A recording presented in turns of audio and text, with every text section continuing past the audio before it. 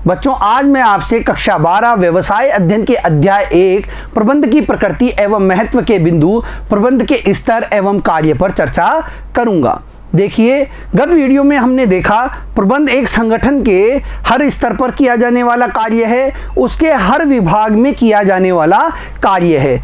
आज हम प्रबंध के उन्हीं स्तरों के बारे में चर्चा करेंगे। देखिए, प्रबंध के 3 स्तर होते हैं, उच्च स्तर, मध्य स्तर और निम्न स्तर। आइए देखते हैं। प्रबंध एक सार्वभौमिक शब्द है जिसे किसी उद्यम में संबंधों के समूह में एक दूसरे से जुड़े लोगों द्वारा कुछ कार्यों को करने के लिए उपयोग में लाया जाता है। प्रबंध जो है वह क्या है? सार्वभौमिक शब्द है और यह किसी उद्यम में संबंधों के समूह में एक दूसरे से जुड़े लोगों द्वारा कुछ कार्यों को करने के लिए काम में लिया जाता है। कुछ काम जो उद्देश्य हैं उन्हें प्राप्त करने के लिए जो काम किए जाते हैं उनसे जुड़े हुए लोगों द्वारा ये काम में लिया जाता है। उन्हें अपने उत्तरदायित्व को पूरा करने के लिए कुछ अधिकार दिए जाते हैं। देखिए, जब कार्य करवाया जाता है तो काम करने के लिए कुछ अधिकार दिए जाते हैं, कुछ जिम्मेदारियां प्रदान की जाती है और इन अधिकारों में सबसे बड़ा अधिकार होता है निर्णय लेने का अधिकार। सही समय पर सही निर्णय ले, इसके लिए उसे निर्णय लेने का अधिकार होता है। और जब अधिकार प्राप्त होते हैं तो उत्तरदायित्व भी उनका आ जाता है। अधिकार एवं उत्तरदायित्व का यह संबंध कर्मचारियों को अधिकारी एवं अधीनस्थ के रूप में एक दूसरे से बांधते हैं। देखिए, जिसके पास अधिकार होता है वह अधिकारी होता है और जब वह अपने अधिकार का प्रयोग करके किसी कार्य को करवाता है तो वह अपने कार्य को करवाने के लिए अधीनस्थों का सहारा लेता है, क्योंकि उसके पास अधिकार है, वह निर्णय ले सकता है कि किसके द्वारा उसे कार्य करवाना है। तो यह अधिकार और उत्तरदायित्व यह कर्मचारियों में अधिकारी और अधीनस्थ इस प्रकार से संबंध स्थापित करता है, एक दूसरे से बांधने का कार्य करता है। देखिए, इस आधार पर प्रबंध के 3 स्तर माने जाते हैं। प्रबंध का पहला स्तर है उच्च स्तरीय प्रबंध, टॉप मैनेजमेंट। इसके बाद में आता है मध्य स्तरीय प्रबंध, मिडिल मैनेजमेंट। तीसरा आता है निम्न स्तरीय प्रबंध, लोअर मैनेजमेंट। उच्च स्तर पर कौन कौन आते हैं? उच्च स्तर पर संचालक मंडल, प्रबंधक, मुख्य कार्यकारी अधिकारी इसमें आते हैं। प्रधान ये भी इसी में आते हैं। जो संस्था के प्रधान होते हैं वो भी उच्च स्तर के प्रबंधक में आते हैं। इनका काम होता है संगठन के लिए योजनाएं बनाना, संगठन के उद्देश्य निर्धारित करना, संगठन की योजना बनाने का काम होता है। मध्य स्तरीय प्रबंध, देखिए, यह निम्न स्तरीय और उच्च स्तरीय प्रबंध के बीच में एक कड़ी का काम करता है और इसके अंतर्गत विभागीय अध्यक्ष, परिचालन प्रमुख होते हैं। विभागीय, जो एक संगठन में अलग अलग विभाग होते हैं उनके जो अध्यक्ष होते हैं, विभागाध्यक्ष होते हैं, वे मध्य स्तरीय प्रबंध के अंदर होते हैं। ये उच्च स्तरीय प्रबंध से आदेश प्राप्त करते हैं, उनके दिए गए निर्देशों की पालना करवाते हैं। ये अपने अधीनस्थ जो निम्न स्तरीय प्रबंधक हैं उनको उच्च स्तरीय जो निर्देश प्राप्त हुए थे उच्च स्तर से वो पहुंचाने का काम करते हैं। तो ये एक महत्वपूर्ण क्या है? कड़ी है। यह प्रबंध के स्तरों के बीच की महत्वपूर्ण कड़ी है। निम्न स्तरीय प्रबंध, इसके अंदर फोरमैन, निरीक्षक, पर्यवेक्षक आते हैं जो कि अपने नीचे काम करने वाले श्रमिकों से उच्च प्रबंध और मध्य प्रबंध के द्वारा बताए गए दिशा निर्देशों के अनुसार काम करवाने का कार्य करते हैं। तो ये हैं प्रबंध के 3 स्तर। अब इन्हें हम अलग अलग करके देख लेते हैं। आइए बच्चों, उच्च स्तरीय प्रबंध, यह संगठन के वरिष्ठतम अधिकारी होते हैं। इन्हें आमतौर पर चेयरमैन, मुख्य कार्यकारी अधिकारी, मुख्य प्रचालन अधिकारी, प्रधान, उप प्रधान आदि के नाम से पुकारा जाता है। इनके कार्य जटिल एवं तनावपूर्ण होते हैं, जिनमें लंबा समय लगता है। इनके काम बहुत जटिल होते हैं और तनावपूर्ण होते हैं और इनमें लंबा समय भी लगता है। इनके कार्य पूरे होने में लंबा समय लगता है। इनके मुख्य कार्य हैं संगठन के उद्देश्यों का निर्धारण करना। देखिए, ये संगठन के उद्देश्य निर्धारित करते हैं और इन उद्देश्यों को आसानी से बहुत जल्दी प्राप्त नहीं किया जाता, बहुत लंबा समय इन उद्देश्यों को पूरा करने में लगता है। विभिन्न विभागों के बीच एकता और सामंजस्य स्थापित करना। जो मध्य स्तर पर जो विभाग बने हुए हैं, उत्पादन विभाग, क्रय विभाग, विक्रय विभाग, लेखा विभाग, इन सभी के बीच में समन्वय स्थापित करने का कार्य भी इनके द्वारा किया जाता है। एकता और सामंजस्य स्थापित करना। व्यावसायिक योजनाओं एवं नीतियों को तैयार करना। ये जो उच्च प्रबंधक हैं, ये व्यवसाय के लिए योजनाएं तैयार करने का काम करते हैं, उनके लिए नीतियां बनाने का काम इनका होता है। संसाधन जुटाना एवं वित्त की व्यवस्था करना। देखिए, ये अपने संगठन के लिए संसाधनों को जुटाते हैं, मानवीय संसाधन हो, भौतिक संसाधन हो, उनकी व्यवस्था करना इनका कार्य होता है। साथ ही साथ वित्तीय संसाधन, वित्त की व्यवस्था करना भी उच्च प्रबंधक का कार्य होता है। व्यावसायिक पर्यावरण तथा उनके प्रभावों का विश्लेषण करना। जो बदलता हुआ व्यावसायिक पर्यावरण है, चाहे वह आंतरिक हो, चाहे वह बाह्य वातावरण हो, बाह्य पर्यावरण हो, उनके प्रभावों का विश्लेषण करने का ये कार्य करते हैं। उसके अनुसार अपनी नीतियों में, अपनी योजनाओं में बदलाव लाने का काम इनका होता है। मध्य स्तरीय प्रबंध।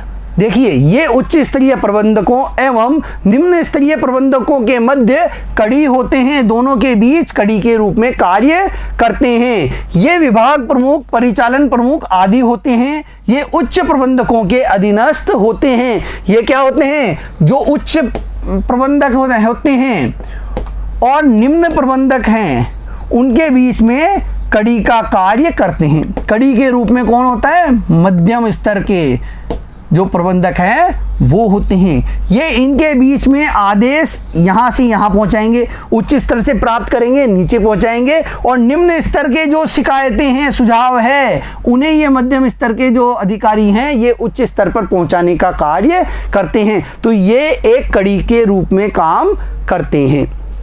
इनके कार्य निम्न है। उच्च प्रबंध द्वारा बनाई योजनाओं और नीतियों की व्याख्या करना। जो उच्च प्रबंधक योजनाएं बनाता है, नीतियां बनाता है, ये उनकी व्याख्या करते हैं और उन्हें लागू करने का कार्य करते हैं। उनकी व्यूह रचना का क्रियान्वयन करना, और जो उच्च प्रबंध द्वारा व्यूह रचना बनाई गई है उसका क्रियान्वयन करने का कार्य भी ये करते हैं। ये विभागाध्यक्ष होते हैं और अपने अपने विभागों के अंदर उच्च प्रबंध द्वारा बताए गए कार्यों को ये करवाने का कार्य करते हैं। अपने विभाग में पर्याप्त संख्या में कर्मचारियों को सुनिश्चित करना। एक इनका महत्वपूर्ण कार्य क्या है? अपने विभाग में पर्याप्त संख्या में कर्मचारियों को रखना, उनकी संख्या को सुनिश्चित करना भी इनका महत्वपूर्ण कार्य होता है। कर्मचारियों को उनका कार्य एवं दायित्व सौंपना, और किस कर्मचारी द्वारा क्या कार्य किया जाएगा, उसका क्या दायित्व होगा, यह कार्य भी इनका होता है।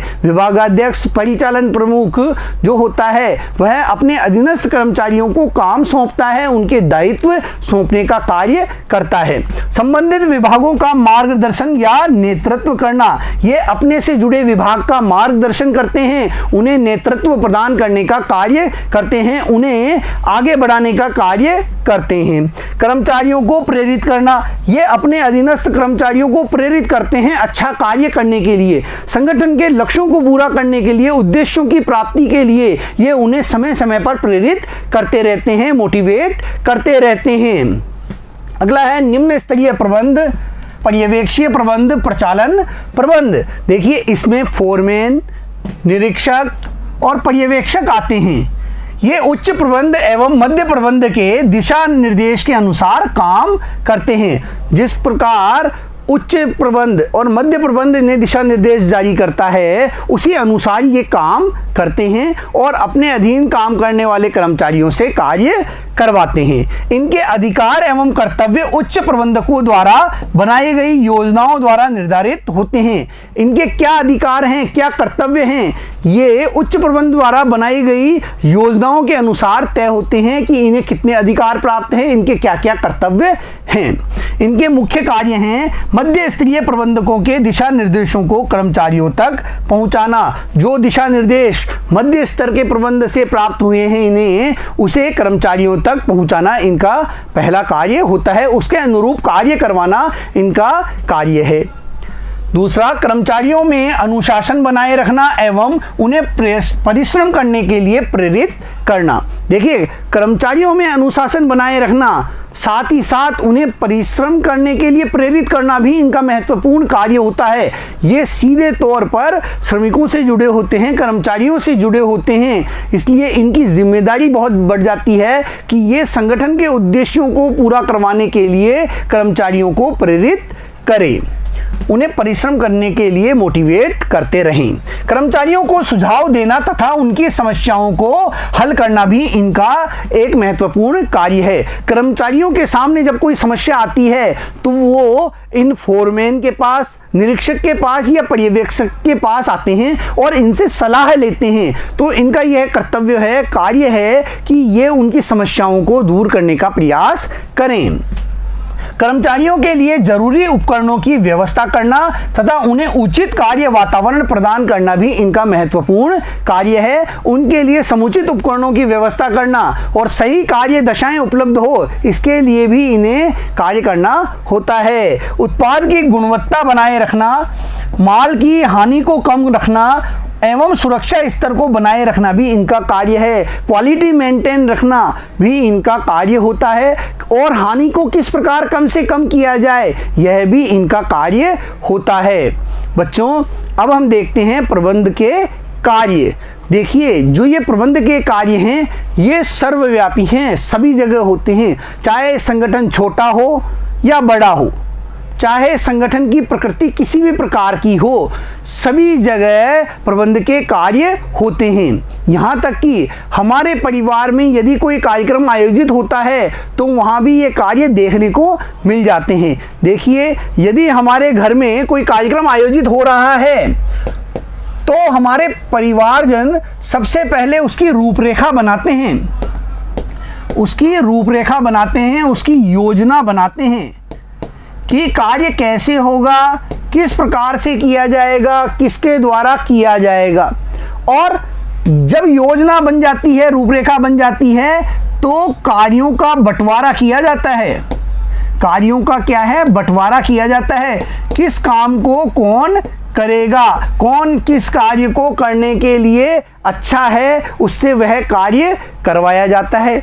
यहाँ तक कि कुछ कार्यों को करने के लिए हम बाहर से लोगों को बुलाते भी हैं, नियुक्त भी करते हैं। जैसे कोई कार्य होता है तो उसमें हलवाई बुलाने की ज़रूरत है तो हलवाई बाहर से बुलाया जाता है, कैटरिंग वाला बाहर से बुलाया जाता है, साथ ही साथ बैंड वाले भी बाहर से ही बुलाए जाते हैं। तो इस प्रकार कुछ लोगों को बाहर से बुलाकर कार्य करवाया जाता है। नियुक्त करने के बाद में इनके कार्यों पर निर्देशन भी किया जाता है। देखिए, इन्हें समय समय पर निर्देश भी प्रदान किए जाते हैं, इस प्रकार से काम करना है, ऐसे काम करना है, इस प्रकार से कार्य किया जाना है। और अंत में क्या होते हैं? परिणाम प्राप्त होते हैं। तो परिणाम जो प्राप्त होते हैं तो उनके द्वारा यह देखा जाता है कि जो हमने उद्देश्य तय किए थे क्या उस उद्देश्य की पूर्ति हुई है या नहीं, कोई कमी तो नहीं रह गई। यानी जो परिणाम हैं उनके आधार पर उनकी कमियों का पता लगाकर उन्हें नियंत्रित करने का प्रयास भी किया जाता है, उन पर नियंत्रण भी किया जाता है। तो ये जो सारे कार्य हैं ये हमारे घर में होने वाले किसी भी कार्यक्रम में किए जाते हैं।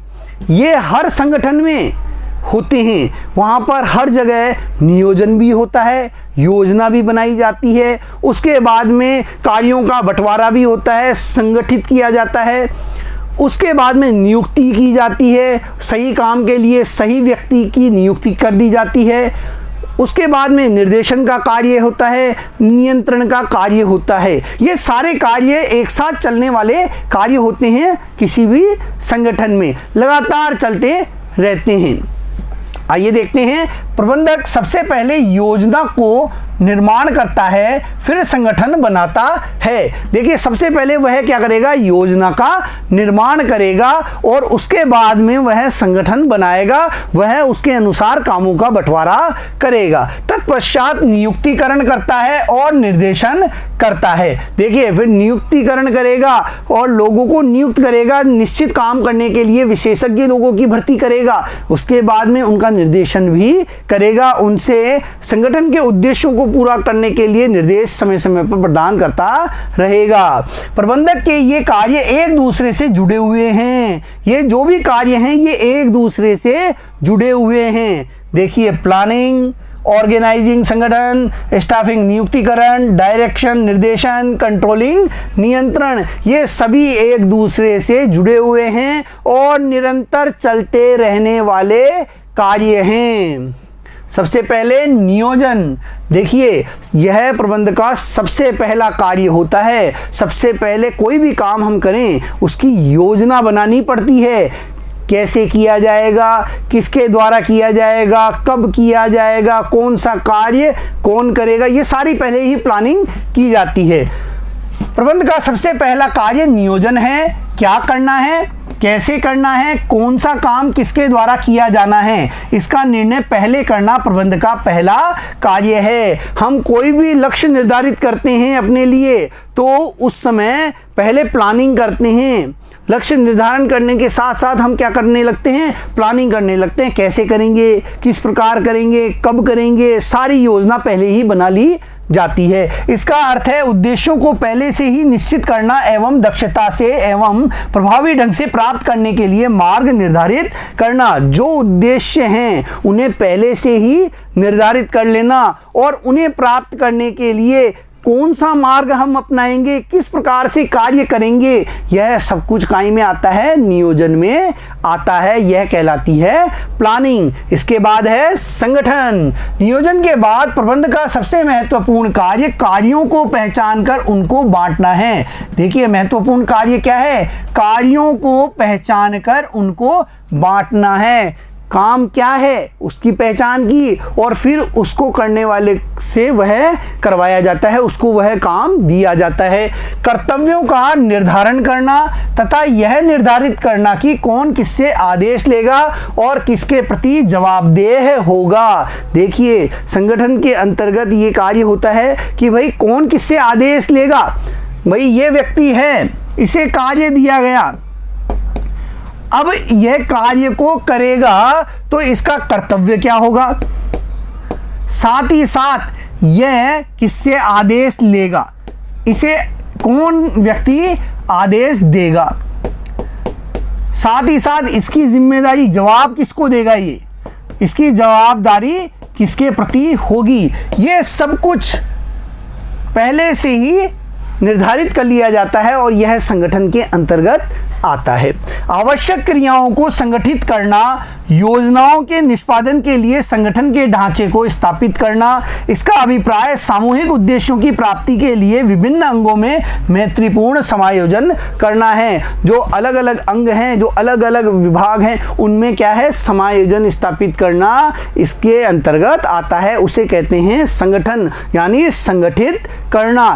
संगठन के उद्देश्यों को पूरा करने के लिए जो कार्यों का बंटवारा किया गया है उनको समन्वित रूप से करवाना इसके अंतर्गत आता है। नियुक्तिकरण। प्रबंधक का अगला कार्य नियुक्तिकरण है, अर्थात सही कार्य के लिए उचित व्यक्तियों को ढूंढना। कंप्यूटर का कार्य है तो कंप्यूटर के कार्य को करने के लिए कोई कंप्यूटर का जानकार ही चाहिए, तो ऐसे व्यक्ति की तलाश करना। ऐसा तो हो नहीं सकता कि एक MBA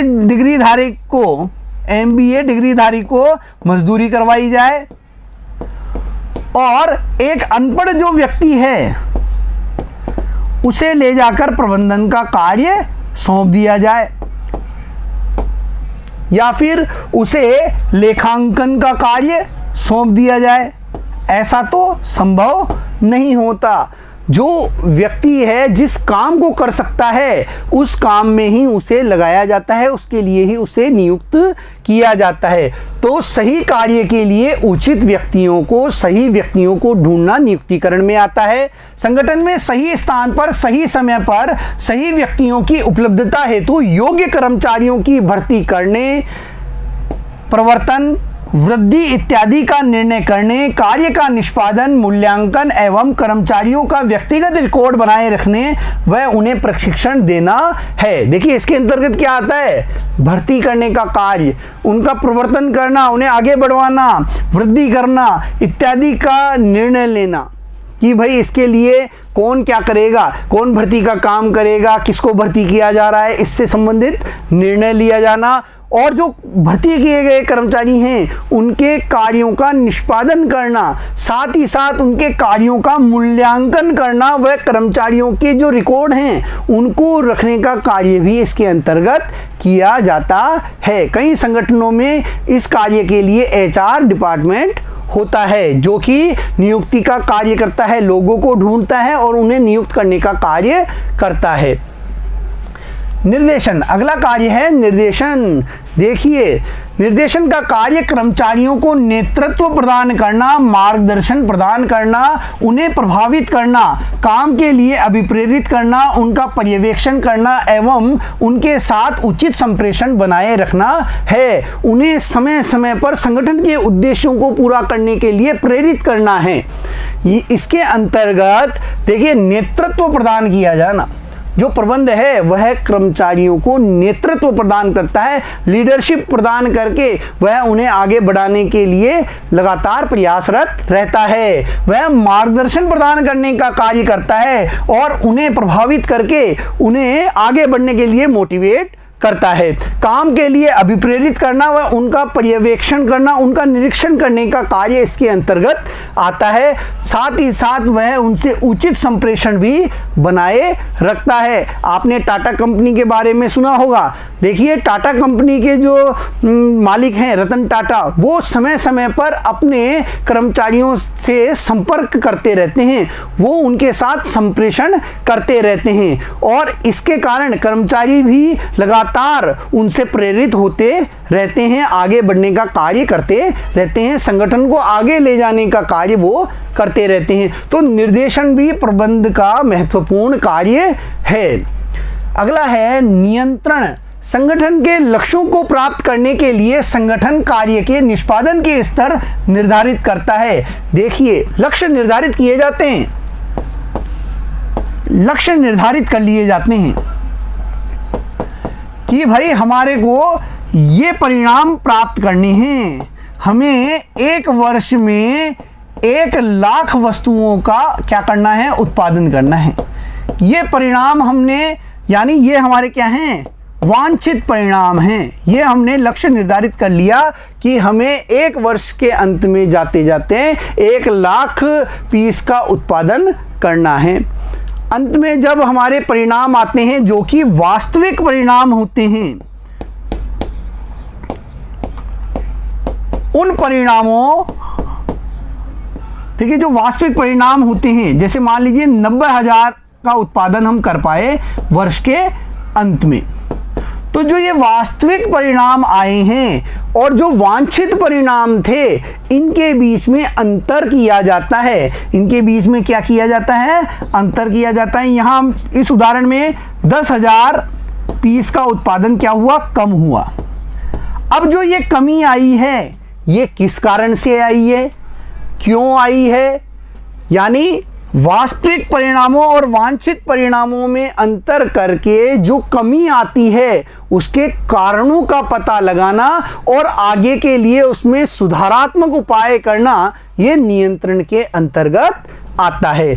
अगली बार इस जो 10,000 ये जो कम पीस बने हैं, इस कमी को दूर करने का यह संगठन क्या करेगा, प्रयास करेगा।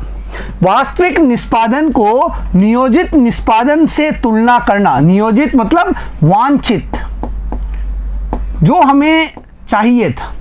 नियोजित का मतलब क्या होता है, वांछित यानी जिसकी हमें क्या थी, अपेक्षा थी, वांछित निष्पादन जो हमें चाहिए था और वास्तविक परिणाम जो हमें प्राप्त हुआ है, में तुलना करना, कमियों और कारणों का पता लगाकर सुधारात्मक कार्यवाही करना। यदि कमी है तो उसके कारणों का पता लगाना, किस कमी के कारण, किस कारण से यह उत्पादन पूरा नहीं हो पाया, जो हमने लक्ष्य रखा था वो परिणाम प्राप्त क्यों नहीं हो पाया, इसको पता लगाना। इसका उद्देश्य वास्तविक परिणामों को इच्छित परिणामों के नजदीक लाना है और नियंत्रण का जो उद्देश्य होता है वह होता है इन वास्तविक परिणामों को वांछित परिणामों के नजदीक ले जाना। इस कमी को दूर करते हुए जो भी कारण थे उन कारणों को दूर करते हुए हमारा जो उत्पादन का लक्ष्य था, जो हमने पहले रखा था, उस तक पहुंचाना, ये इस नियंत्रण के अंतर्गत आता है। प्रबंध नियंत्रण के माध्यम से वांछित परिणाम और वास्तविक परिणामों को बराबर रखने का कार्य करता है। बच्चों, आज हमने प्रबंध के स्तर और प्रबंध के कार्यों पर चर्चा की।